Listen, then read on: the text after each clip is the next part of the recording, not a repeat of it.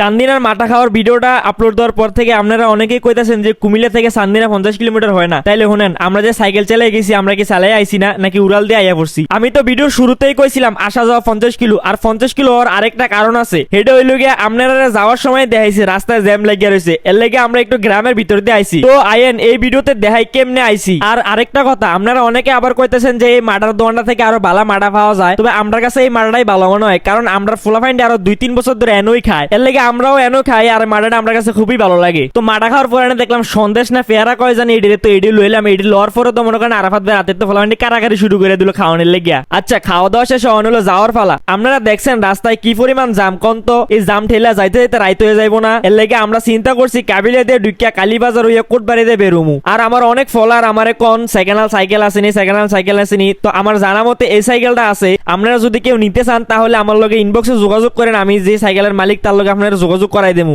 এখন কাবিলা আইয়াসের আমার ফলোয়ারটারে বিদায় দিয়ে দিলাম, যেহেতু হ্যাঁ নাজিরা বাজার যাবো, এর লাগে হ্যাঁ এখান থেকে সাইরা দিলাম। এখন হচ্ছে আমরা কালীবাজার রোডে ঢুকিয়ে যাবো কাবিলা দিয়া। তো আমার এই ফলোয়ারটারে বিদায় দিয়ে আমরা বহুত কষ্ট করে হ্যান্ডেল মারতে মারতে কালীর বাজার ফারে কোটবাড়ি সে পাহাড়ি রাস্তায় চলে আইছি। এই রাস্তাটা এত পরিমাণ উঁচা, এটা উঠতে উঠতে আমরা গাম ছুটে গেছে, কারণ হ্যান্ডেল মারতে মারতে শৈলে আর এক ফুটাও শক্তি নাই। আচ্ছা যাই হোক, বহুত কষ্ট করে এই পাহাড়টা উঠলাম। উঠতে আমরা সবাই এখন একটা দোকানে আইয়া বসছি, একটু জিরাই লই। এখন হালকা পানি টেনে খাই আবার বের হয়ে গেলাম কোটবাড়ির উদ্দেশ্যে। আর এই পাহাড়টা থেকে নামার সময় ভালোই লাগে, কারণ প্যাডেল চাপা লাগে না, খালি নামিয়ে সেই আরাম লাগে। তো দেখতে দেখতে আইয়া বললাম কোটবাড়ি বিষয়টা এনে আইয়া সবাই সবার দিকে চলে যাইবো। তো আমরা তো দেখলেনি কেমনে 50 কিলো হইলো। তো এটা নিয়ে আর কারো মনে কোনো প্রশ্ন থাকবো না। আজকের ভিডিওটা এই পর্যন্তই। দেখা হচ্ছে নতুন কোনো ভিডিওতে নতুন কোনো ভাবে। ভালো থাকেন, সুস্থ থাকেন, আল্লাহ হাফেজ।